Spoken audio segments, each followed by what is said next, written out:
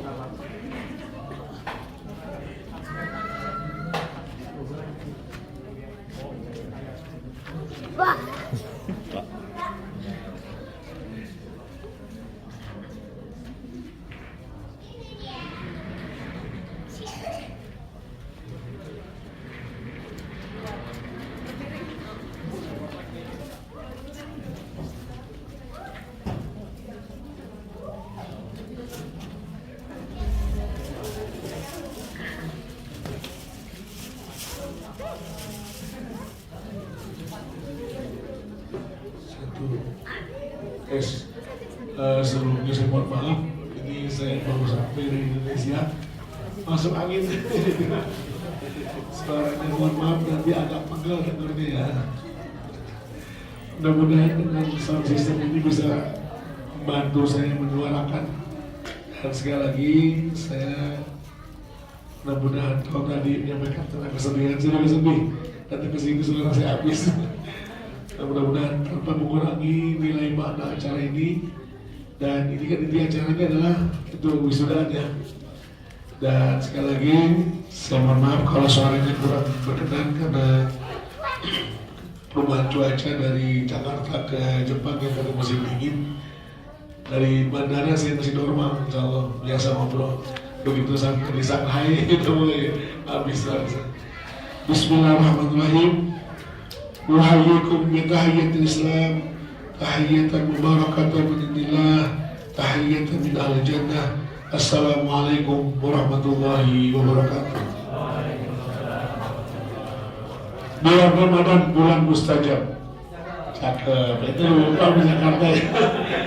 Kalau orang Betawi itu mau jadi cakep gampang, cukup dia pantun dia cakep insya. Saya ulangi sekali lagi ya. Bulan Ramadan, bulan mustajab. Banyak orang pergi mengaji. Kalau salam belum dijawab, saya ulangi sekali lagi. Yang keras jawabannya semangat. Assalamualaikum warahmatullahi wabarakatuh. Waalaikumsalam warahmatullahi wabarakatuh. Daun salam diinjak kaki. Yang jawab salam salam banyak rezeki. Daun salam di pinggir sumur. Yang jawab salam salam panjang umur.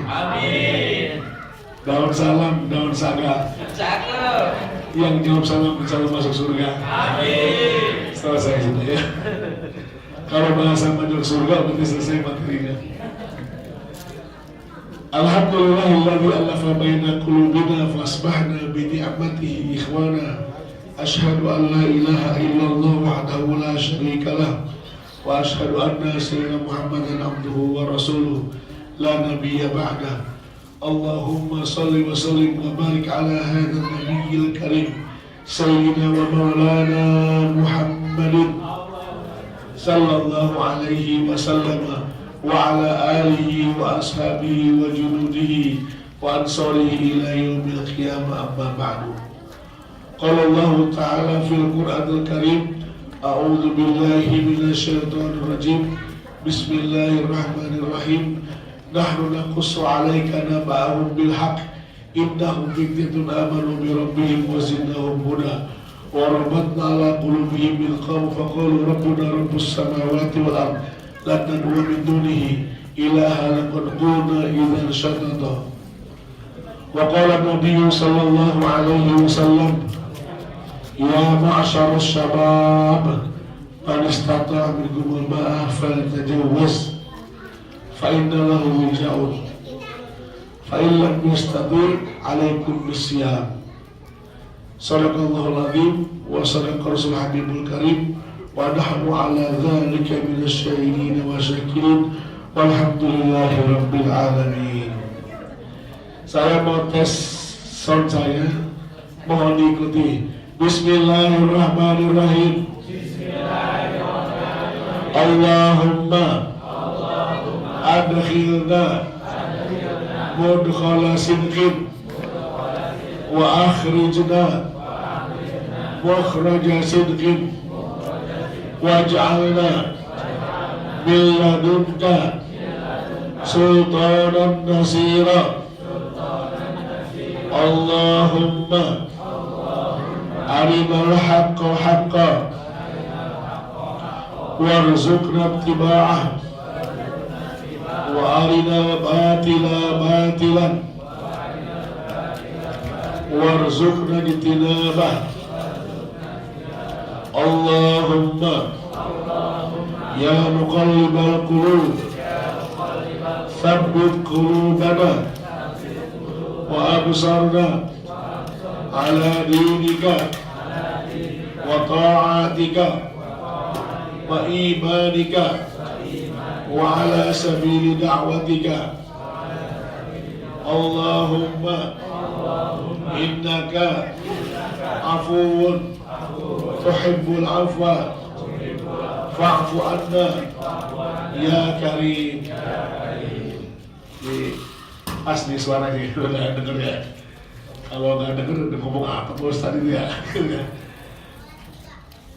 Alhamdulillah pada kesempatan sore hari ini atas izin Allah Subhanahu Wa Taala kita berkumpul di tempat ini dalam rangka acara apa gitu farewell. Saya kira terjemahannya bukan bersama-sama ya, bukan ya? Bukan. Karena di Indonesia minal aidin wal faizin, mohon maaf lahir dan batin gitu ya. Padahal itu tak ada hubungannya kata-kata itu. Tapi kesannya minal aidin wal faizin terjemahannya berdoa lahir dan batin. Jadi kalau di Indonesia datang farewell itu bukan bersama. Nanti begitu pulang ke Indonesia acaranya sama nih. Acara apa? Farewell. Ada bukan bersama-sama. Alhamdulillah kita hadir di sini dalam rangka acara farewell dan buka puasa bersama. Mudah-mudahan hadirnya kita semua di sini, insya Allah mendapatkan keberkahan dari Allah Subhanahu Wa Taala. Saya doain yang hadir di sini, insya Allah mendapatkan barokah. Ya, bisa pergi ke Mekah. Lalu kita tawaf di Mekah, di Ka'bah. Lalu sa'i, Safa dan Marwah. Insya Allah kalau gitu kita berangkat haji ke Arafah, bisa mabuk di Mina dan Muzdalifah. Insya Allah bisa melakukan jumrah ula wustu aqobah. Pulang haji pendapatan malah bertambah. Bisa bikin rumah mewah, beli tanah sama sawah. Anak-anak pada kuliah, soleh dan solehah. Istrinya bagi oh jadi tidak bukan belum lah mengikut apa. Insya Allah yang masih bujangan Allah kasih jodoh yang baik. Saya dengar lagi ada mix marriage ya.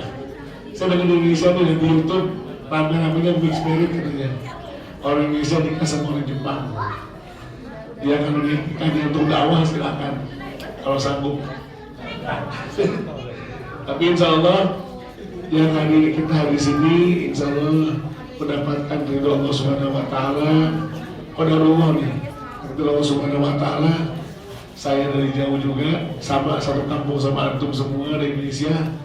Mudah-mudahan datangnya ke sini tidak mengurangi nilai makna Ramadan yang biasanya kita nikmati di Indonesia ya. Di Indonesia Ramadannya agaknya enak.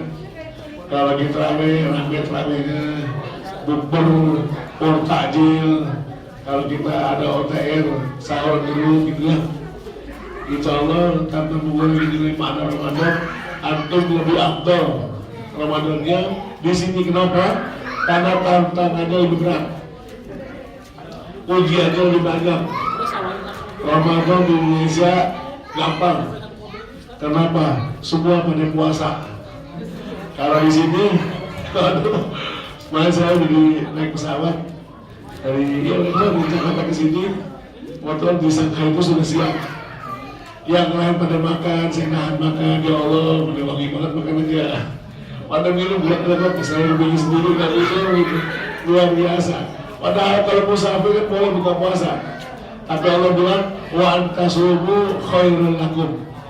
Kalau kamu puasa itu lebih baik. Tapi alhamdulillah, karena saya menahan puasa, pulang-pulang jadi begini, nyampe masuk angin kalau Betawian Cikaan. Nah ternyata gini, inilah hikmahnya. Nabi Allah Musa alaihissalam, Allah perintahkan untuk pergi mendakwah ke Firaun.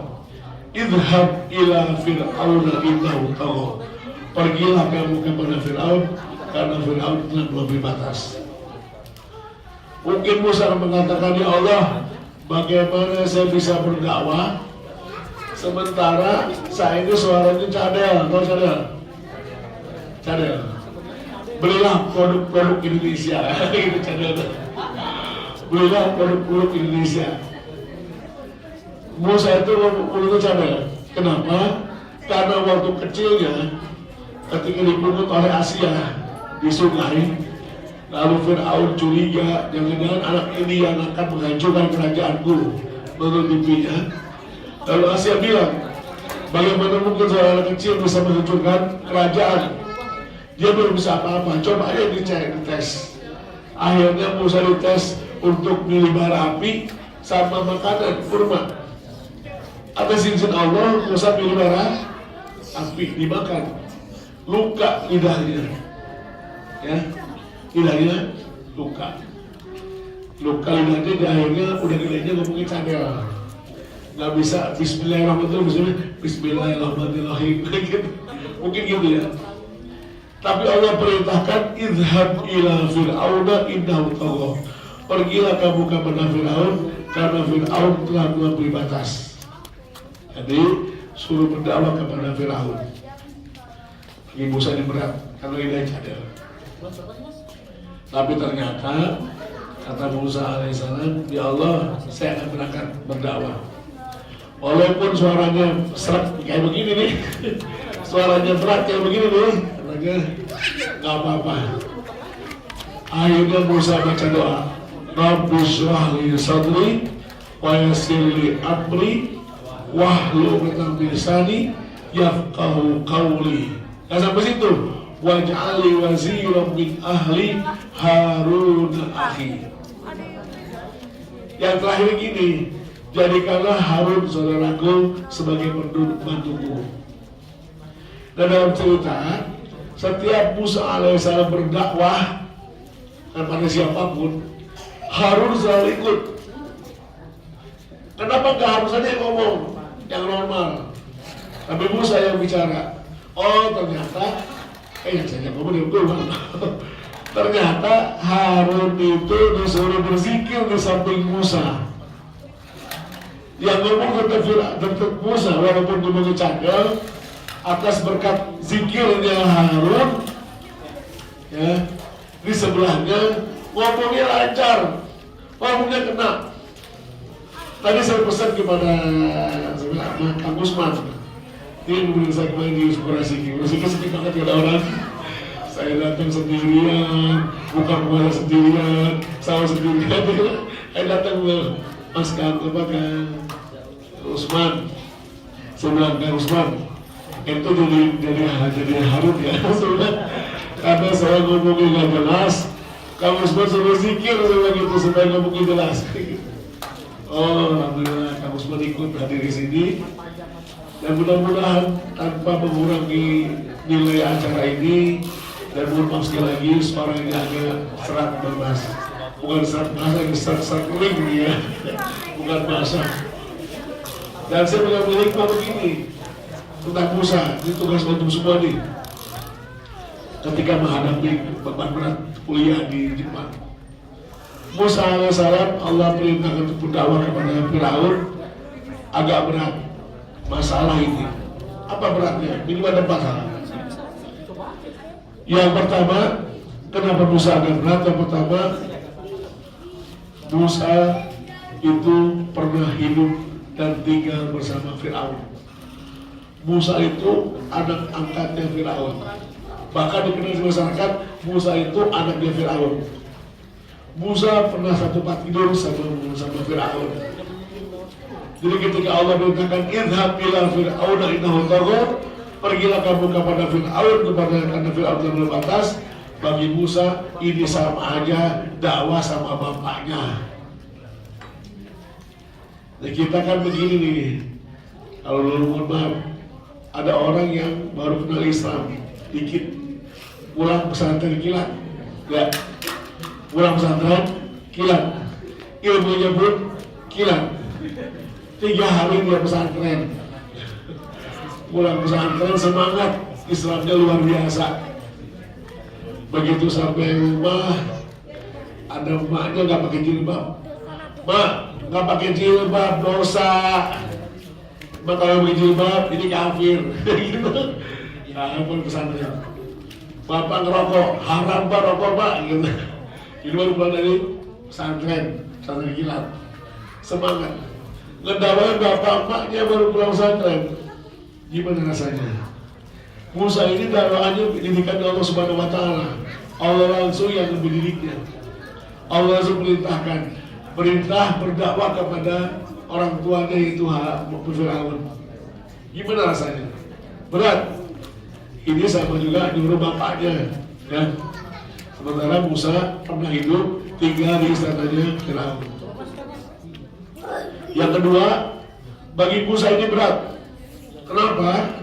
Fir'aun itu raja yang zalim, raja besar, menguasai dunia saat itu. Dia itu mengatakan, Ana Rabbukumul A'la, akulah Tuhanmu yang paling besar dan paling tinggi. Akhirnya rakyatnya nyembah Fir'aun, dia anggap Tuhan sama rakyatnya. Tiba-tiba datang seorang Musa, seorang anak muda barangkali, nyuruh berdakwah kepada Fir'aun, nyembah Allah Subhanahu wa Ta'ala.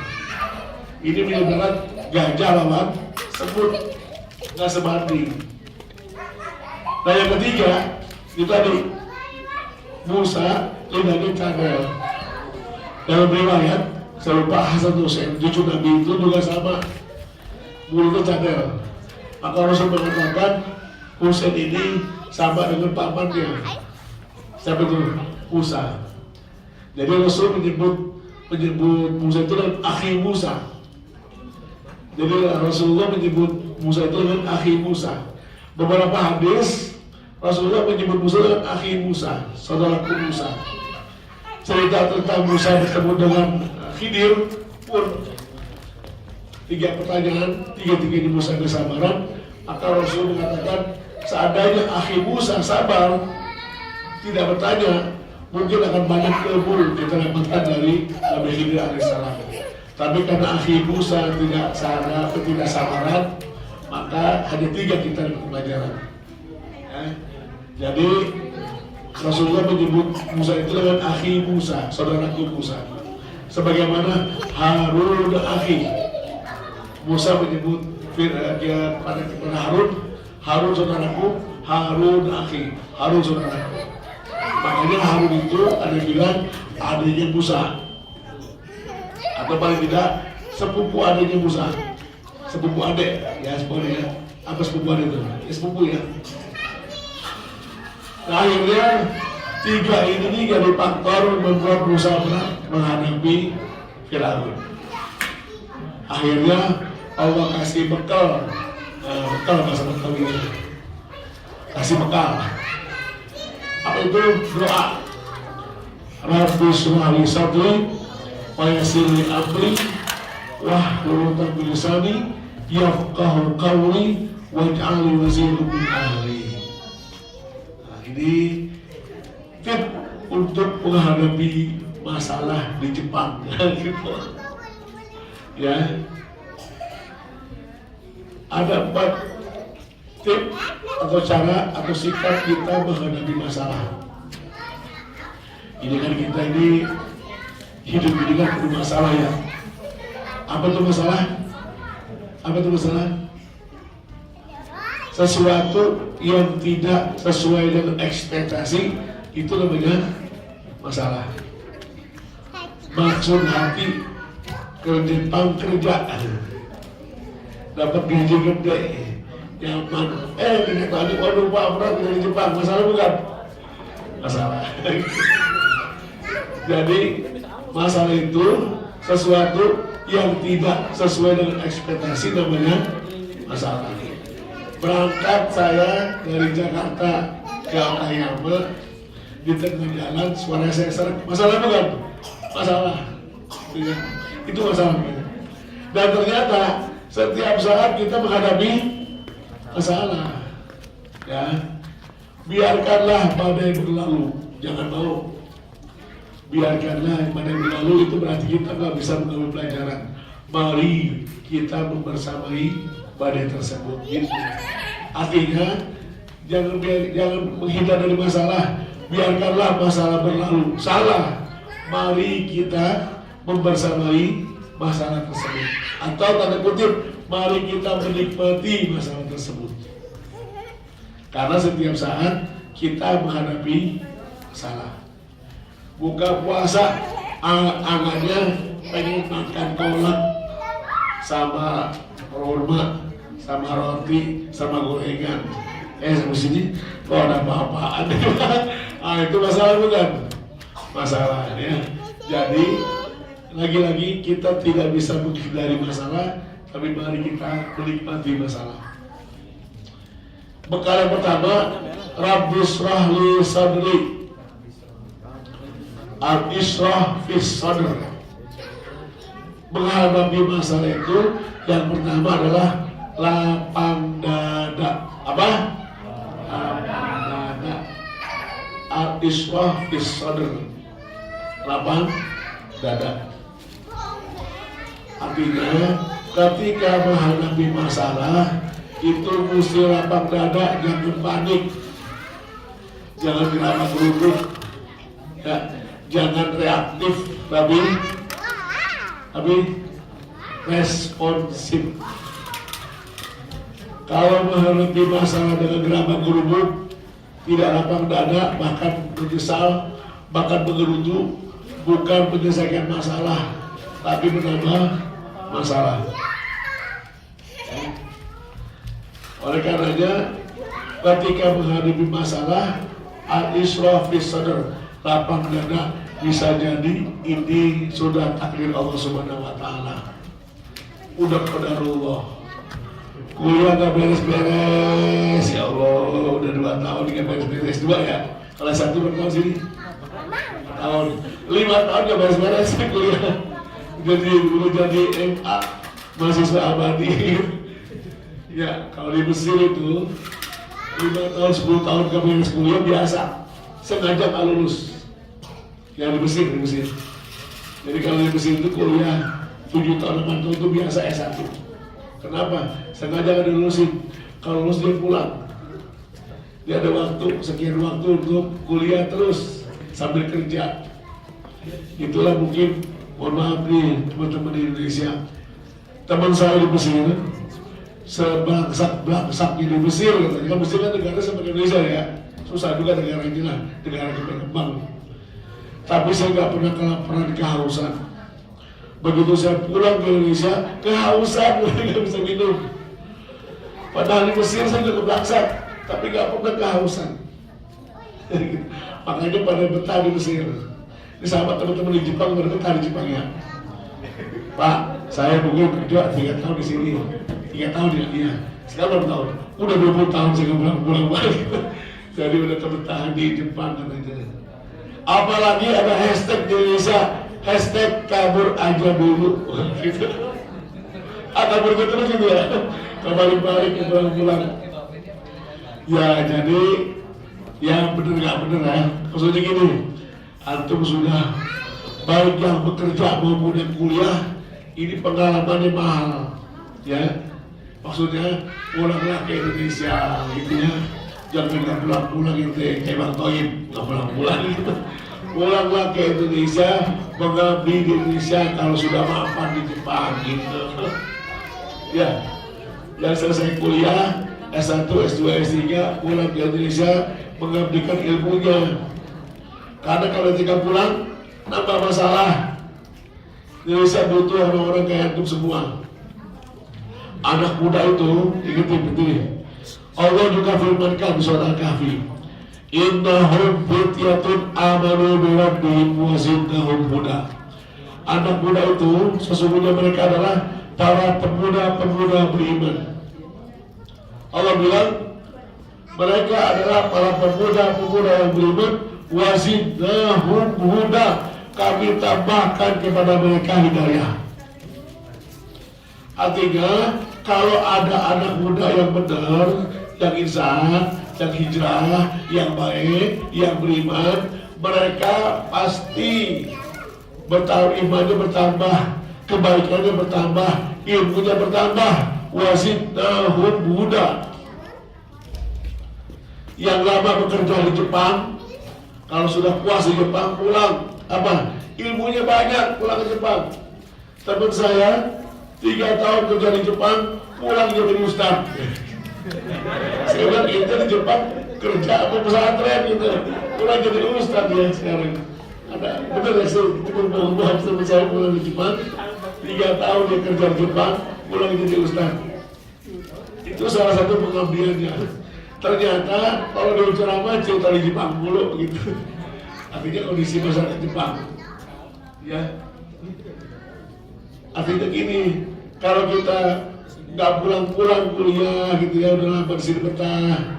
Ya alhamdulillah kalau masih bisa mengabdi, bantu teman-teman di sini yang mungkin baru nyampe ya, yang baru mulai masuk ke Jepang. Sekarang sudah ada ribuan orang Indonesia yang ke Jepang gitu karena ada hashtag kabur aja dulu gitu. Maka bentuk pengabdian kita adalah bantu teman-teman yang baru nyampe di Jepang. Warabat nala qulubihim, anak muda semua nih ya, yang gua saya bilang anak muda itu kalau sudah beriman diikatkan hatinya, punya ikatan emosional sesama muslim Indonesia, sesama warga Indonesia. Itu sudah naluri, sudah fitrah anak muda. Kalau dia insafnya nggak setengah-setengah. Kalau dia insaf, dia akan punya ikatan emosional, ya, sesama Indonesia. Satu sakit ngerasain sakit, satu ada susah juga tahu gitu. Tinggal di Purasingki 3 hari, jarum dia kali beneran. Saking sepinya gitu, jarum dia kedengeran gitu. Tidur dikit, batang bangun lagi, tidur batang lagi. Padahal nggak tahu bunyi apaan itu sendirian. Alhamdulillah ada kampus pendatang gitu. Saya 2 hari, 2 malam saya nggak ada temennya. Oleh karenanya anak muda itu kalau insafnya nggak setengah-setengah, kemudian punya ikatan emosional. Idh qamu faqalu rabbuna rabbus samawati wal ard. Ketika mereka menegakkan kebenaran, ya, ketika mereka punya perjuangan di Jepang ini, mereka akan mengatakan punya prinsip. Idh qamu, mereka punya prinsip. Faqalu rabbuna rabbus samawati wal ard. Prinsipnya dimanapun kita berada, iman nomor 1. Oh iman, ittaqillah haitsu ma kunta, kata Rasul. Bertakwalah kamu di mana saja kamu berada. Oh, ya. Anak muda kalau udah beriman, dia istiqomah. Di mana juga tetap istiqomah imannya. Di Indonesia maupun di Jepang puasanya sama aja. Beda Pak, kalau musim panas lama ya. Bukan sama ya, sama bukannya. Ada gorengan juga nggak? Ada gorengan nggak? Bisa jadi saya kemarin banyak gorengan yang begini sore ini. Dimanapun kita berada tetap puasa. Mohon maaf, saya 2 tahun lalu ke Korea juga. Ya pernah kalau 2 kali lah di Korea. Banyak saudara kita yang kalau musim bulan puasa pada nggak puasa. Nggak kuat Pak, di pabrik panas, apalagi musim panas. Nggak kuat Pak, capek kalau mulai puasa. Akhirnya mereka banyak yang nggak puasa. Kapan kita puasa? Nanti Pak kalau musim dingin, siang dikit gitu. Jadi mohon maaf nih, ada ribuan yang sini ya, ribuan orang Indonesia yang Allah takdirkan untuk beraktivitas bagi pekerja maupun kuliah di Jepang. Berapa persennya yang masih ngeh sama Islam? Berapa persennya yang masih mau ke masjid? Berapa persennya yang masih istiqomah dengan ajarannya ketika dari Indonesia? Gak banyak. Nah, tugas kita ini istiqomah itu ngajak orang lain juga untuk sama-sama yuk kita istiqomah. Dulu kan di Indonesia kita ngaji bareng-bareng. Di Indonesia kan kita dulu suka ke masjid. Di Indonesia kan dulu kita suka silaturahmi. Begitu ke Jepang sibuk, ya sibuk kerja atau kuliah, ya Allah ketemunya susah. Ada masjid jauh banget, 1 jam perjalanan ya, 2 jam perjalanan. Saya di Indonesia kalau ke masjid cuma jalan kaki 10 langkah nyampe masjid. Di sini naik kereta 2 kali, naik bus 2 kali naik ya. Semakin jauh dari masjid, semakin besar pahalanya. Ya pahala sih Pak, bukan duit gitu ya. Nah, begitu ini. Nah, oleh karenanya istiqomah ini penting. Ya, bagaimana cara menjaga istiqomah tadi? Untuk kembali ke tadi bahwa kalau menghadapi masalah, yang pertama lapang dada, menerima dulu. Saya tuh hampir gugat Allah, ya Allah, kenapa kau berikan sakit gak tepat? Di saat saya mau ngomong, susah ngomong gitu. Ya, kan tugasnya kita di sini kan supaya ngomong. Saya nggak bisa ngomong. Saya yakin ada hikmah di balik itu, Allah. Mohon maaf sekali lagi. Jadi jangan gugat Allah, ya Allah, kenapa saya kerja kuliah nggak beres-beres di sini ya? Salah itu kenapa nggak beres-beres gitu ya? Kerja saya begini, ya Allah. Saya kan pengen kerja di kantor gitu. Kerja di lapangan. Kepanasan, dingin-dinginan. Saya kemarin ke Yongin di Korea Selatan. Nelayan, saya tahu di sini ada ketemu yang di Yongin itu para nelayan. Saya datang ke Yongin, ada 10 hari saya di Yongin. Itu mereka kalau kerja jam 2 pagi, jam 2 pagi ke laut, jam 9 pagi udah pulang ke darat. Jam 2 pagi di laut, saya bilang soal subuhnya gimana? Ya goyang-goyang Pak di rambut dari kapal. Kadang-kadang jemur ke laut untuk ngambil jaring. Jam 2 pagi jemur ke laut, musim dingin. Jangan bayangin ya, bayangin rasanya. Artinya saya bersyukur ya Allah, bahwa teman-teman yang kerja di pabrik bersyukur itu teman di laut begini kerjanya. Ya, jadi itulah resiko kita kalau kita sudah niat mau kerja di luar. Jadi lapang dada itu masih mudah. Yang kedua, wayasirul amri, permudah segala urusan. Urusannya mudah. Atau ini, kalau menghadapi masalah, lihatlah yang mudah-mudahnya. Kalau ini masalah, cari solusi yang paling mudah dulu. Kalau ada masalah, bilang sama masalah, wahai masalah yang besar, aku punya Tuhan yang maha besar yang akan mampu menyelesaikan masalah. Jadi masalah ini kecil. Atau kalau ada masalah, cari yang paling mudah. Rasul pernah bilang ini, seandainya aku dipilihkan sesuatu dua hal, aku akan pilih yang paling mudah, yang paling aisar, yang paling mudah. Jadi kalau ada masalah, selesaikan dari yang paling mudah. Ya, Rasul bilang gini, yassiru wa la tu'assiru, berilah kemudahan, jangan beri kesulitan. Buku di Jepang, di Indonesia ada birokrat itu prinsipnya. Saya pernah ngomong langsung ke orangnya, para ASN ya, birokrat ya, ini ada ASN juga di sini. Kalau ada urusan sama orang lain, dia bilang gini, kalau bisa dipersulit, kenapa dipermudah? Gitu ngomongnya.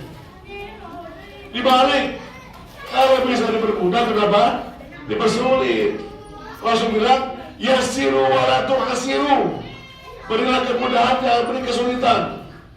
Karena sunatullahnya, kalau kita biasa ngasih kemudahan, insya Allah akan ngasih diberi kemudahan orang lain. Kan? Gitu prinsipnya. Kalau kita biasa ngasih kemudahan sama orang lain, insya Allah orang akan ngasih kemudahan kepada kita. Gitu prinsipnya. Kalau biasa nyusahin, ya nyusahin, ketemunya susah, mau begitu susah banget orang semua ketemu ini ya, nanti itu juga susah ketemu orang lain, gitu. Itu sudah hukum alam tuh, ya, Rasulullah. Makanya kalau ada masalah, cari yang mudah-mudahnya, atau cari sesuatu yang bisa diselesaikan secara bertahap, yang mudah dulu. Insya Allah akan selesai. Ya. Yang ketiga, wasil abdi wahlul lisani, uqdatul lisan. Ya Allah, lepaskan ikatan lisanku. Nabi Musa cadel ngomongnya. Saya ngomongnya serak ini. Tapi diminta, ya Allah, saya tadi doa, ya Allah, lepaskan ikatan lisanku. Bukan sembuh, bukan. Tapi bagaimana ya qauli, agar apa yang saya sampaikan mudah dipahami. Kenapa? Karena kadang-kadang masalah itu datang, masalah sepele, apa itu? Miskomunikasi. Komunikasinya salah. Maksudnya benar, ngomongnya salah. Ya, gini ya. Tujuannya benar, tapi komunikasinya nggak benar. Contoh pemerintah nih, pengen menyelamatkan tabung begas 3 kilo, katanya buat orang miskin. Dibikin kebijakan yang dijual tabung gas hanya agen-agen doang. Akhirnya masalah, tabung gas hilang semua. Ya, maksud hati menyelamatkan rakyat miskin katanya dengan menyelamatkan tabung 3 gas, mana menghilang. Komunikasi itu nggak bagus. Sama kita ngobrol, ente semua orang Jepang yang mau nyampe ngomongnya pakai bahasa Tarsan ya. Begini-begini ngomongnya. Saya kemarin juga di bandara pengen ngomong pakai bahasa Inggris, ngomongnya seret gitu. Bahasa Jepang saya nggak ngerti, dia nggak ngerti bahasa saya juga. Udah ngomongnya begini-begini aja sih. Pak ini kalau akhirnya lama di imigrasi tuh. Hanya gara-gara nggak bisa dibongkar tasnya itu. Padahal cuma dia mau nanya, ente mau ngapain ke Jepang gitu doang gitu. Dibongkar tasnya, dibuka-bukain. Ini mau ngapain? Saya bilang, saya mau kunjungan teman, visit my friend. Oh yes. Boleh, tadi begitu ngomongnya. Ini pakai bahasa Jepang, mau ngapain ke Indonesia? Saya bilang pakai bahasa Google. Artinya komunikasi nyampe dulu, akhirnya selesai. Hanya gara-gara komunikasi. Ya. Jadi masalah itu datang kadang-kadang masalah komunikasi itu belum beres. Sama temen ini beda suku. Saya Betawi. Ya, Betawi. Ya, orang Sunda. Mohon maaf nih, bisa di mobil ya. Orang Sunda datang ke dokter gigi. Dok, ambil sakit gigi. Ayo, calik dia, kasih calik. Dokter gitu tuh Betawi. Duduk. Begitu dibuka mulutnya, kata dokternya, gigi tekan. Gigi tekan. Gigi tekan. Mana sudah? Kang Usman. Gigi tekan apa gigi tekan? Gigi tekan apa? Hah? Gigi tekan. Jadi dokter bilang, gigi tekan. Jadi si dokter si pasiennya langsung udah gigi tekan, gigi tekan, maksudnya gigi tekan. Ini bercandaan saya nih. Kemarin saya sebulan sebelum saya datang sini, saya juga sama dengan dokter gigi. Ternyata dokter gigi ngomong bener, Pak, gigi tekan. Ternyata sama, gigi tekan betul seperti kapas gigi tekan. Komunikasinya nggak salah, ketemu ya.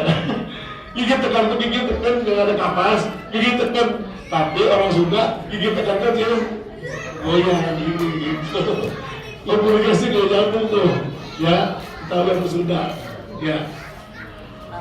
Jadi taraje memang anggota atau anggota taraje Betawi itu taraje ya, pasti taraje gitu. Asal sudah takut kita enggak gitu ya. Saya sih orang Sunda, biasa Sunda gitu. Cuma orang Betawi namanya. Jadi kalau kita komunikasi nggak nyambung, kadang-kadang masalah. Makanya kata Rasulullah, khatibun nas aku berkulihim, ngomonglah sesuai dengan kadar pemikiran manusia. Ya, jadi kalau kita ngomongnya sama sesuai saya contoh ini, ya nyambung sama. Jangan sembung bawa golok, itulah ya. Nyambung ya. Gitu.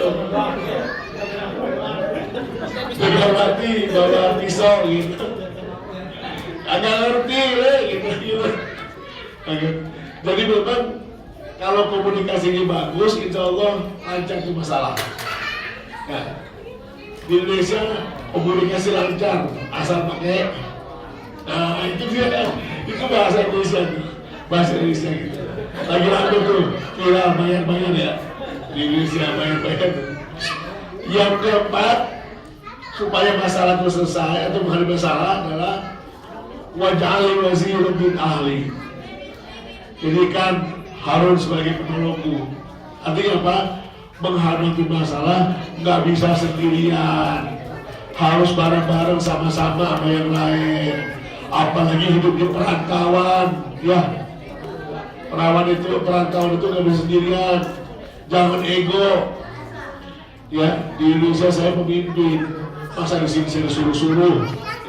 Di Indonesia saya pimpinan, ada di sini saya disuruh-suruh sama orang mau cari mau makan gitu ya. Jangan ego, hilangkan ego tuh. Ya, di perantauan ini kita harus sama-sama. Baik yang mahasiswa maupun kuliah sama. Kita hidup menjadi orang yang budayanya berbeda bahasa dia orang lain. Ya, makanya kalau kita punya masalah sama-sama, Pak, ada teman Pak curhat dulu ya, cerita susah dulu gitu, maksud hati pengen merasakan juga, tapi curhat dulu Pak, datang curhat, bukan begitu caranya, tapi kita pengen semua kita tanggung sama-sama, ada yang sakit, yang lain datang kunjungi, ya, datang ada yang sakit walaupun jauh. Wow, boleh jauh banget Pak, di ujung sana tuh di Kurasiki, sepi sendirian, datengin. Datang, jadi temen. Mohon maaf Pak Usman ngerasain apa sakit? Orang rasa apa-apa nih mulut. Kenapa? Lu gak bawa apa-apa datang ke sini. Bawa jeruk kayak gitu ya. Jadi waktu itu bawa kue, bawa jeruk, bawa anggur gitu ya. Datang rumah sakit nggak mau ngapa-ngapaan gitu ya, nggak ada rasa apa-apaan, pahit aja gitu. Nengokin ya, ada yang susah kuliahnya nggak beres-beres, bantuin. Iya senior yang lebih lulus nih, jangan lupa adik kelasnya bantuin. Gimana cara lulusnya, gimana kuliah yang sukses, dan jangan lupa doain. Ya, teman-teman yang bekerja, ibu dapat jadi tetap ya. Bantu diberi makan agar kerjanya lancar, dia naik jabatannya. Apa tuh kita sih nggak apa tingkatan ini ya. Tetapi mari saling bantu. Dan ketika ada masalah, karena hidup ada masalah, maka setiap waktu, setiap saat jangan lupa minimal bantu sama doa, ya, bantuin doain. Ingat ya. Ngedoain orang lain itu lebih mustajab, tapi yang mendoakan itu lebih mustajab. Kalau kita mendoakan orang lain, ya Allah berikanlah dia kemudahan dalam hidupnya, murahkan rezekinya, panjangkan umurnya, mudahkan segala kerjanya gitu ya. Doain. Maka malaikat jawab walaka, begitu juga kamu. Kalau kita berdoa orang lain, kita yang berdoa, ya, untuk saudara kita. Tapi kalau kita berdoa orang lain, yang berdoa kita malaikat. Kalau malaikat udah doa, mustajab nggak? Lebih mustajab. Jadi ketika kita berdoa orang lain, itu sama mendoakan diri kita sendiri dan lebih mustajab ketimbang kita doa orang lain. Nah, makanya saling ngedoain ya. Saya kalau ketemu teman tuh doain dia. Jadi memang mendoakan itu adalah budaya kita. Atau kalau ngomong ketemu ketika berpisah, insya Allah semua urusan beres. Mudah Allah kasih kemudahan. Dia yang datang ke sini insya Allah perlu dapat barokah. Bisa pergi ke Mekah, tawaf di Ka'bah, sa'i Safa Marwah gitu ya. Pulang haji tambah harta tambah berkah. Bisa bikin kontrakan rumah, bisa beli sawah gitu. Anak kita mah, oh iya gitu berkah ya. Gitu. Jadi tambah berkah semuanya. Nah oleh karenanya kita ini hidup di negeri orang yang bisa jadi antum dipaham ya, karena saya juga cuma musafir masalah. Kalau saya kan cuma musafir cuma lewat, antum udah tetap di sini. Tapi tadi ya, ketika menghadapi sesuatu, tadi yang pertama lapang dada, ya, jangan panik, jangan gampang gerubut, jangan ngerasa musuh, harus lapang dada. Orang lapang dada itu tenang, ya, jangan bukannya nggak panikan. Hilang sesuatu, panik, semua diteleponin, semua kalau mau hilang, lihat dulu tadi hilangnya di mana, ya, jangan nunggu. Yang kedua, harus mudah dengan urusannya, jangan sulit-sulit. Kalau sulit, itu nanti akan sulit kita menghadapi orang lain. Ketiga, komunikasi yang bagus, baik sesama teman, sesama pekerja, kuliah, maupun orang lain, sama orang Jepang. Itu mohon maaf orang tua kita Pak Kurnianto, malam saya mengeluh semalam di jalan ini, dia bilang, "Tat, ini polsek." Teman saya banyak di polsek. Kenapa Pak Haji? Saya manggil Pak Haji. Ya kita harus berkomunikasi yang baik sama polsek. Kenapa? Karena saya punya masjid. Kalau saya ngomong sama baik sama polsek itu kalau masalah apa susah. Jadi memang kita berteman baik sama para polisi. Ya, saya waktu ke Korea kemarin tahun lalu datang ke suatu masjid, didatangi polisi. Saya pikir mau ngapain polisi? Dia nggak pakai baju polisi. Ada di kayak Ustaz, ada polisi datang. Oh kaget saya, nggak biasa. Di Indonesia kalau polisi datang masalah ya. Datang polisi, Ustaz, ada polisi datang. Oh saya temuin, ada fotonya. Ternyata polisi itu pengen ketemu saya, pengen kenalan. Kemudian foto ngobrol-ngobrol pakai bahasa Korea sih gitu. Ternyata saya dikasih duit 4.000 won sama jeruk 2 peti. Ini katanya buat buka puasa di masjid gitu ya Allah. Baru kali ini saya ketemu polisi ngasih duit bukan dikasih. Ya, saya bilang benar saya di Korea di masjid At-Taqwa di Chonan. Saya bilang masjid Korea. Kalau di Jepang itu kalau di Jepang di Korea datang karena foto ini saya masih gitu. Ya foto bareng, minta foto bareng. Dikasih kartu nama. Nanti katanya di masa kuliah ya, saya diterjemahkan. Kalau Ustadz ada apa-apa, telepon saya. Itu subhanallah saya bilang. Karena saya baru kenal dengan beliau. Dia ternyata tertarik sama Islam. Ya, doakan juga nih orang Jepang nih. Katanya lagi banyak ya, ilmu alam ya. Kota besar ya. Dengan begitu ya, banyak ya. Ada begitu ya di sini. Ada sini. Ada nggak? Yang mix betul ada? Yang mix betul ada? Mix betul. Ada dulu. Mix betul ada? Ada. Waduh ya. Kemarin ada keluarga besar. Saya mau nikah, itu nikah sama siapa? Mau Indonesia kenapa mau Jepang sendiri? Ya pada mualaf gitu ya. Di Korea juga perempuan itu mualaf karena pernikahan. Ya. Dan insya Allah itu bagian dari dakwah, bagian dari dakwah juga.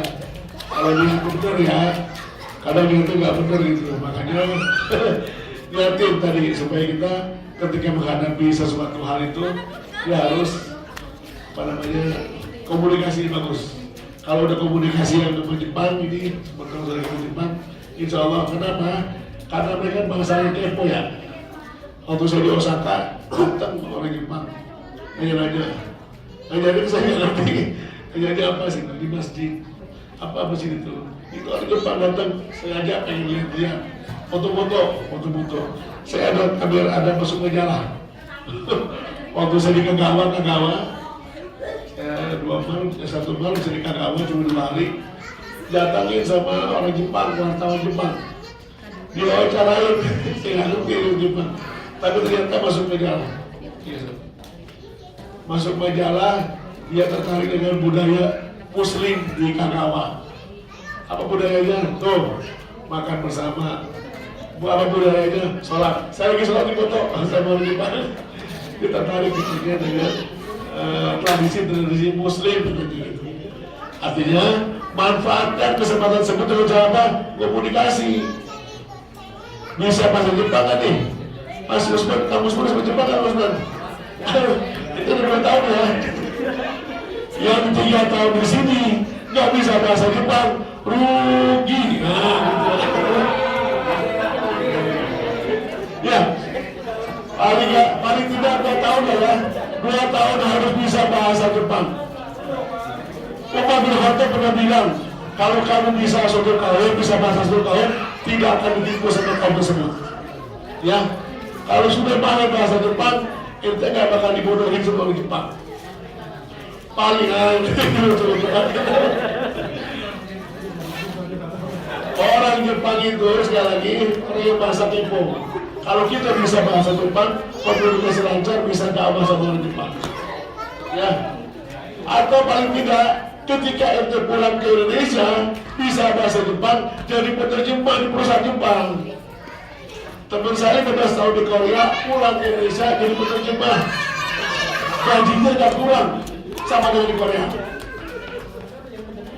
Ya gitu ya, paling nggak itu. Makanya sekali lagi, mari kita hidupkan kebiasaan komunikasi. Yang keempat tadi, harus banyak saling bantu ya, sesama musafir, sesama apa nih maksudnya, namanya dibuat apa? Lupa saya. Sama diaspora ya, jangan saling ego ya, bantulah. Indonesia orang Indonesia, yes Indonesia gitu. Kita mau ngobrol, di mana ada ketemu Indonesia ngobrol. Saya mohon maaf, tadi saya pengen sarung sama Kang Usman, nggak tahu mau pakai sarung ya. Saya pernah di Korea masuk mall pakai kopi ya, pengen sarung. Ya, kalau kayak cuy, ada orang yang datang, tanya, where we come from Indonesia. Apakah begini pakaiannya? Tuh, I Muslim. Oh Muslim, nanya dia. Hanya gara-gara kayak pakai kopi, pakai sarung, pakai baju koko. Nah ini masalah Islam. Sayangnya saya nggak bisa bahasa Korea. Menceritakan banyak. Ini segala bertanya. Gara-gara kita pakaiannya begini. Ya, jadi kalau ketemu Indonesia nanya, walaupun di Eki, ya ketemu Indonesia, dari mana? Ngobrol aja, walaupun itu belum kenal, saling kenal. Ya, usahakan. Pokoknya ketemu Indonesia, kenal. Dari mana? Indonesia. Tuh, Filipina. Dan Filipina juga. Makanya sama Indonesia, saya pernah gitu di Arab Saudi. Saya udah pernah ngomong ke Indonesia. Wah, ngomong di rumah sakit. Nggak tahu dia nggak bisa bahasa Indonesia. Di Bismillah, orang Filipina. Malu saya bilang, udah pede bahasa Indonesia ternyata orang Filipina. Bukan Filipina sama Thailand, Indonesia sama ya gitu makanya. Jadi benar nih konsep terakhir. Masalah itu benar. Orang konyol sering membuat masalah. Orang kerdil membesarkan masalah. Orang besar mampu mengatasi masalah.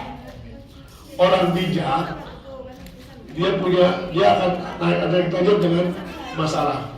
Orang cerdas melihat keuntungan dari masalah.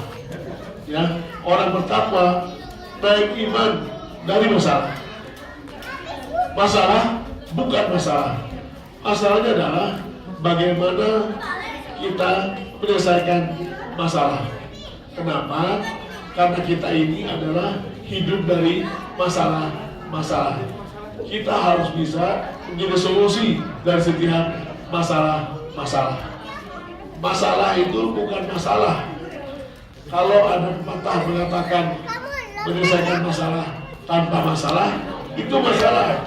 Karena menyelesaikan masalah dengan masalah. Sekian, wassalamualaikum warahmatullahi wabarakatuh. Baik, ada yang jawab? Silakan yang mau jawab. Masalah-masalah boleh silakan.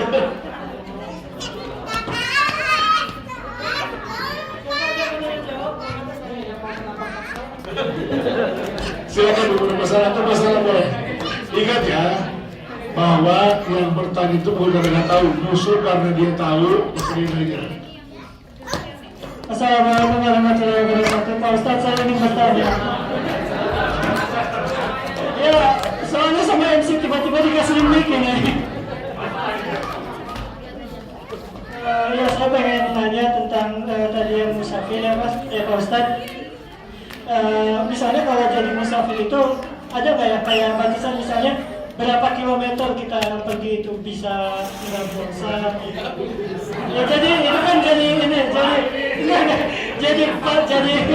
jadi patokan buat saya, bukan buat saya sih, mungkin buat yang lain yang belum tahu atau yang gimana. Kan bisa jadi ada orang yang kayak cuma pergi 5 km atau cuma ke kota sebelah, saya musafir jadi alasan nggak puasa gitu. Ini sekedar meluruskan aja, menyelesaikan masalah. Terima kasih. Musafir, ada 2 ibadah yang diringankan ketika musafir, yaitu sholat dan puasa. Dan Al-Quran taksiru sholatakum, hendaklah kamu mengkosor sholatnya kalau kamu musafir. Jadi kalau kita sholat musafir, boleh mengkosor sholat dan menjamak sholat. Kalau kosor itu jangan pernah, kalau menjamak itu hadis Rasulullah itu menggabungkan 2 sholat zuhur dan asar, menggabungkan, mengkosor, meringkas jumlah rakaat yang tadinya 4 jadi 2, yang jumlahnya 4 ya, jumlah 3 nggak bisa 1,5. Nah, jadi boleh. Masalahnya adalah para ulama berbeda pendapat tentang definisi musafir. Mazhab Syafi'i menyebutkan itu sekitar 80 km baru dikatakan musafir. Jadi kalau kita jalan dari sini, jadi OKM ini ya, kurang sedikit berapa kilometer? Hah? Oh, dulu. Nggak musafir bukan. Nanti masih dekat, apalagi masih satu provinsi. Beda akal-akal itu. Jadi kalau mazhab Syafi'i itu menyebutkan di atas 80 km baru boleh menjamak sholat atau mengkosor sholat. Di bawah itu belum boleh. Tapi mazhab lain mengatakan yang penting udah keluar dari kotanya. Ente ini dari Okayama keluar ke Osaka, itu sudah boleh mengkosor sholat. Semangat banget gitu. Itu mazhab lain ya, sama mazhab Hanafi atau Hambali. Kalau sudah keluar dari kotanya, berapapun jumlah kilometernya, itu sudah boleh mengkosor sholat. Saya punya teman dari Yaman, dari Tangerang ke Depok, ada dekat ya?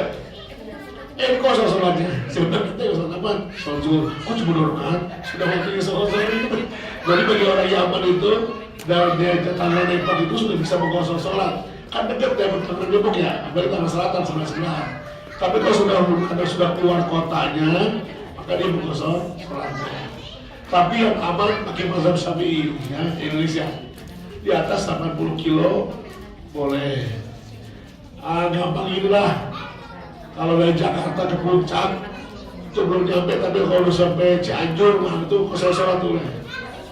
Perbatasan Cianjur boleh, Puncak pas. Nah, kalau dari saya ini dari Jakarta di Tangerang ke Serang ya, Kota Serang, Banten, walaupun satu provinsi itu sudah boleh mengkosor sholat. Karena jaraknya udah lebih 80 kilo. Nanti dari sini ke Osaka ya, itu sudah boleh mengkosor sholat. Kenapa? Naik kereta aja, Shinkansen, sejam sekali ya. Naik bis 2 jam, kalau dia boleh mengkosor sholat. Ya, tapi kalau mengkosor sholat itu adalah harus diambil. Yang Syafi'i kalau nggak mengkosor namanya teh sombong. nggak dikasih keringat tidak mau sholat. Tapi kalau masalah puasa, kalau wain kuntum maridun aw ala safarin fa'iddatun min ayyamin ukhra. Kalau kamu sedang musafir atau sedang sakit, boleh mengganti pada hari lain. Di akhir ayatnya, masalah musafir di akhir ayatnya, wa antasumu khairul lakum.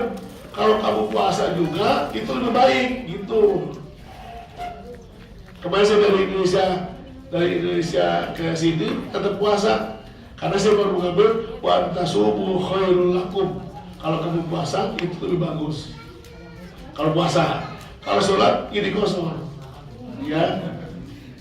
Nah, masalahnya adalah lihat tadi definisinya. Kami juga mengatakan tergantung masalah, bukan masalah jarak, tapi masyaqah, kesulitan dalam perjalanan. Saya naik pesawat ke sini nggak sulit kalau nggak pakai transit langsung. Berat ke transit. Ada orang yang nggak jauh-jauh banget Pak, dari Jakarta. Saya mau jadi kata yang saya nggak apa. Dari Jakarta mau ke Cianjur, Kang Usman, naik motor, ya atau bis penuh sesek capek, itu boleh buka puasa karena kesulitan. Tapi kalau ente mau mobil pribadi gitu ya, Cianjur mobil pribadi kan nyaman tuh, enak, apalagi cuma numpang doang gitu ya, jangan batal puasa gitu. Mampir di Bogor, ya dari Jakarta ke Cianjur mau di Bogor, dia minum es gelap-gelap gitu. Kenapa? Musafir. Kecuali kalau ente dari Jakarta ke Bogor naik kuda, itu masyaqah. Atau di Jakarta nih, dari Sudirman ke Ciputat, jam pulang kerja itu bisa 3 jam setengah gitu. Ya, naik bisnya itu jam 5, ya, nyampe rumah jam 8 malam. Lah, ya makanya maghribnya gimana? Maghrib utama, kalau Isya kan bisa terakhir. Udah, maghribnya bisa dijamak ke Isya. Karena mau turun di bis, naik bis, susah macet. Mau turun di mana? Apa mau mobil juga susah karena stuck kan. Mau mampir di mana masih susah. Maka bisa dijamak akhir ke Isya. Kalau masyaqahnya kesulitannya luar biasa. Gitu. Jadi ketika masyaqah sulit. Kalau datang ke sini, kita ke sini jalan kaki. Ya, dari ke sini jalan kaki. Boleh buka puasa. Dari Kurasiki ke sini jalan kaki, boleh buka puasa. Karena sulit, ya. Apalagi di tengah terjang panas gitu jalan kaki, atau naik sepeda dari Kurasiki ke sini gitu ya, itu boleh buka puasa. Termasuk para pekerja berat, ya, pekerja berat lagi puasa, tengah hari tiang-tiang terik panas itu, panas banget kuat, kecuali bulan musim dingin ya. Boleh batal fa'iddatun min ayyamin ukhra, ganti pada hari yang lain. Di Amerika puasanya itu 20 jam ya, puasa. Jadi subuh itu 2, maghrib di 10 malam. Nanti sebentar lagi Isya, habis itu jam 2 udah puasa lagi. Nah ini kalau sulit berat boleh ganti pada hari yang normal. Ketika hari normal siang malamnya ganti boleh. Rasulullah SAW itu ketika perang Badar ya, perang Badar kan begitu dahsyatnya, terjadi di bulan Ramadan kan. Orang bilang Rasulullah ketika bulan Ramadan perang jihad berpuasa, batal Pak.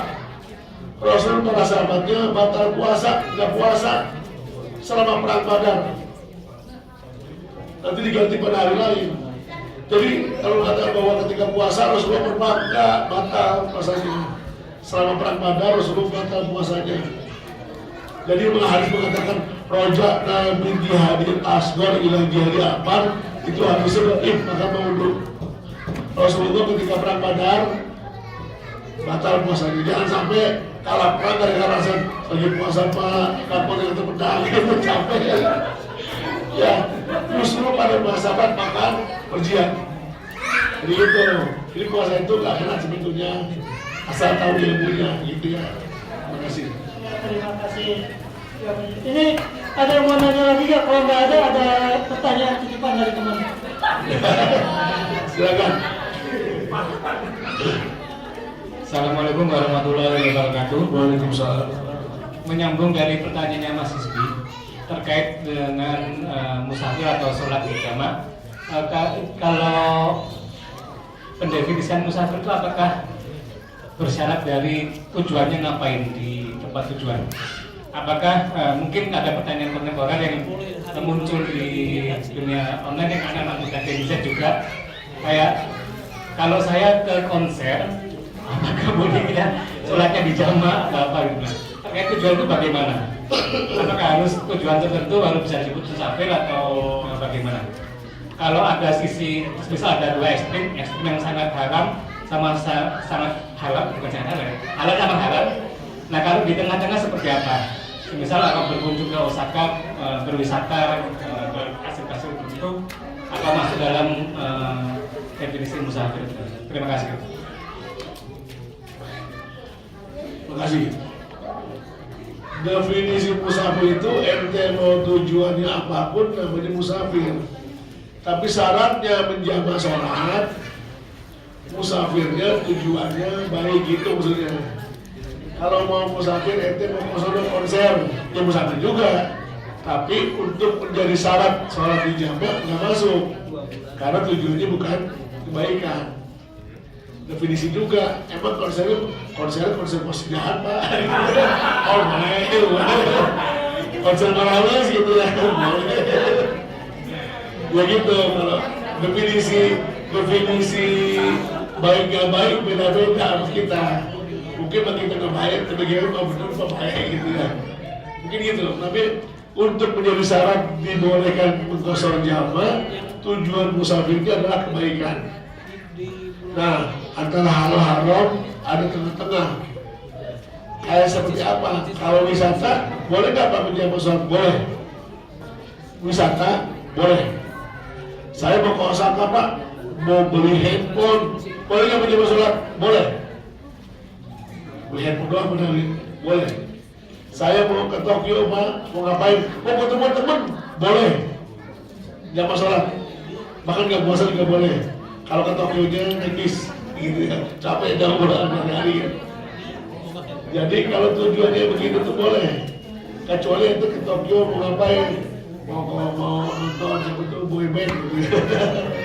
So, Pak, tujuan itu ketemu teman Pak. Habis ketemu teman, saya mau konser boleh kan? Ya boleh gitu. Ya, itu intinya. Tapi bang, tujuan utamanya adalah ketemu teman. Ketemu silaturahmi sama teman, itu boleh. Datang ke sana Pak, saya mau jalan-jalan mau ke Tokyo. Masa 3 tahun di Jepang saya ke Tokyo gitu ya? Boleh. Menjamak sholatnya, mengkosor sholatnya boleh. Itu tujuannya tidak maksiat. Walaupun cuma jalan-jalan doang. Ya. Saya ke sana Pak datang, kadang-kadang gini, saya lagi nanggung. Saya dari Jakarta mau ke Pandeglang, mau ngapain? Mau makan durian. Lagi musim durian, dia. Ini di kami durian nih. Kalau saya mau sholat, boleh. Hanya sekedar makan durian, mengkosor sholat, menjamak sholat, boleh. Iya, makan durian boleh. Pas puasa gitu. Ya, gitu. Jadi definisi baik nggak baik itu beda relatif. Tapi udah bisa kita ukur. Mohon maaf, saya mau datang ke Jakarta mau mencuri, nah itu nggak bisa. Ya, mencuri. Udah lihat mau nipu orang nih, itu nggak bantu, nggak boleh. Udah nggak bisa. Biasanya kalau lihat begitu mah tidak sholat itu ya, tidak sholat itu. Mau konsernya jam mulai jam 5 sore, selesai jam 8 malam, maghribnya lewat. Nggak bisa dijamak itu nggak bisa. Ya, nggak bisa menjamak. Ada yang begitu, Pak, bagaimana kalau nonton bola? Nonton bola, timnas, mulainya jam 5, selesainya Pak, Isya jam 8 malam. Atau mohon maaf, mulai jam 3, mau sholat asar menuntunnya asar, mau nonton tapi asarnya tengah waktu, selesai di maghrib, asarnya lewat. orang bijak pasti mengusahakan untuk sholat. Di tengah-tengah sela-sela waktu main bola ada tempat sholat, ya. Jadi mohon maaf, itu harus sholat walaupun tidak bisa dikosor, ya, walaupun tidak bisa dijamak. Nggak bisa itu jamak asar sama maghrib, nggak bisa, ya, nggak bisa bagi asar. Aturannya asar dan zuhur, aturannya maghrib sama isya. Nggak bisa waktu sholat subuh dijamak sama zuhur, nggak bisa. Nanti jamak masuk lagi, nggak bisa, ya. Bisa aja zuhur sama asar, maghrib sama isya. Maghrib sama asar nggak bisa, gitu. Itu benar ya. Cukup lagi. Siap, terima kasih. Ada yang mau nanya nggak? Kalau nggak ada, ini ada. Ya, pertanyaan titipan dari teman. Ya, terakhir mungkin pertanyaan terakhir. Jadi gini, Pak Ustaz. Ada teman saya itu dia punya teman-temannya kan orang non muslim juga. Nah, dia tuh ada rencana mau nikah. Nah, yang si non muslimnya ini dia tuh pengen masuk Islam karena ingin sholat sama dia, bukan karena hati. Apakah itu mau termasuk diteriksa atau tidak gitu kan, mungkin karena bukan karena hati tapi karena kepala ini. Jadi mungkin kalau dia nggak nikah sama si ini kalau terjadi masalah. Terima kasih. Yang boleh singkat, sah itu. Jadi gini, masuk Islam itu kalau dia sudah mengucapkan asyhadu alla ilaha illallah wa asyhadu anna muhammadar rasulullah, sah walaupun hatinya belum bisa. Yang sebenarnya siapa nih? Pak, itu masuk karena nikah doang, sah. Dan zaman Rasulullah dulu ada seorang sahabat yang berjihad berperang. Ketika dia berjihad berperang, ini udah dia lagi perang, musuh sudah tinggal ditebas. Musuh mengucapkan asyhadu alla ilaha illallah wa asyhadu anna muhammadar rasulullah, langsung ditebas lehernya. Rasulullah tahu. Sahabat ini salahin. Apa dia bisa disebut? Ya Rasulullah, saya tahu tuh dia ngucapin syahadat supaya selamat aja dari saya tuh, tinggal lihat doang. Apa dia bilang? Emang itu tahu hatinya dia. Kalau sudah mengucapkan syahadat, itu sudah sah masuk Islam. Walaupun hatinya belum yakin. Abu Thalib, paman Rasulullah, itu gimana nggak hebatnya bela Islam. Bahkan nyawanya dipertaruhkan sama Abu Thalib. Hartanya, nyawanya, bahkan harga dirinya untuk membela Rasul ponakannya. Tapi sampai akhir hayatnya Abu Thalib mengucapkan syahadat, tetap dia nggak masuk Islam. Kalaupun sampai Nabi sedih, pamannya sendiri yang membela dia, yang membela Rasulullah, dia mengucapkan syahadat sampai akhir hayatnya. Sampai Allah bilang, innaka la tahdi man ahbabta walakinnallahu yahdi man yasha. Jadi ente jangan curiga sama orang yang ya bapak masuk Islam harus nikah aja sih, apa-apa itu bagian dari dakwah, sah. Nanti juga pelan-pelan dia paham Islam. Gitu. Terima kasih. Atau gini Bu Tati, kenapa di Indonesia apa namanya? Ya kalau ada yang mengatakan saya mau jadi syahadat nih, padahal dia main-main gitu ya, sudah sah secara fisik ya. Asyhadu an la ilaha illallah gitu ya, itu udah ucapin sah dia. Ya, jadi gak ada istilah main-main sama Islam. Kenapa? Karena prinsipnya syahadat itu adalah miftahul Islam, kuncinya masuk Islam. Kalau sudah mengucapkan syahadat, dia sudah besar. Walaupun habis itu dia nggak sholat, dia nggak zakat, dia nggak puasa, ada gitu ya, ada ya. Udah syahadat nih di Jepang, begini, dia nggak sholat, dia nggak puasa, saya masih Islam doang gitu ya, aja. Ya, boleh sendiri sah. Kayak aja bikin di Jepang, boleh kayak aja, terus syahadat dulu gitu. Ya, nanti saya sampaikan ke teman saya. Bersama tuh saya nih. Ceweknya.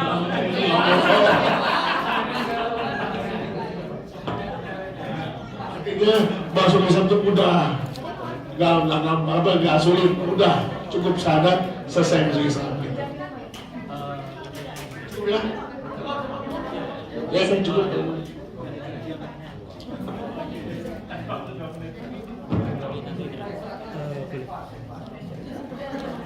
Terima kasih banyak atas materi dan paparan dari Ustadz Rinaldi Syafiq, Sarjana Agama. Semoga ilmu yang disampaikan kepada kita semua dapat bermanfaat bagi kita dan bersama-sama kita dapat tertuntun hingga surga Allah nanti dan bertemu kembali. Amin Allahumma amin. Mendekati 3 menit sebelum iftar, kita memasuki waktu silent prayer atau masa tenang untuk berdoa, di mana waktu mustajabah untuk berdoa sebelum buka puasa. Terima kasih dari saya, cukupkan sekian untuk break terlebih dahulu. Kita akan lanjut setelah sholat maghrib, dan sedikit jika ingin menyampaikan dari Ustadz Rinaldi untuk doa yang dianjurkan. Terima kasih. Assalamualaikum warahmatullahi wabarakatuh. Assalamualaikum. Baik, untuk berdoa Rasulullah SAW itu biasa membaca yang saya baca nanti kita sama-sama. Nanti teknisnya ini mungkin sudah lama juga di YouTube atau di TikTok. Kalau buka puasa, Bismillahirrahmanirrahim di minggu 3 kali. Kemudian baca Zahabar Zamau Wabtal Ta'aruf Wasamatul Ajul Insyaallah. Baru makan kue. Atau sebelumnya baca Allahumma laka sumtu bika amantu. Berisi doa ini apa ya? Habis setelah Zahabar Zamau Wabtal Ta'aruf Wasamatul Ajul Insyaallah, boleh makan kue atau baca Allahumma laka sumtu boleh. Nah setelah itu baru artinya begitu prosedurnya sebenarnya. Tapi semuanya gitu nih, ikuti doa saya. Bismillahirrahmanirrahim. Asyhadu an la ilaha illallah. Astaghfirullah. Nas'aluka ridhaka wal jannah wa na'udzu bika min sakhatika wan nar. Dalam ya. Nah, silakan bismillahirrahmanirrahim.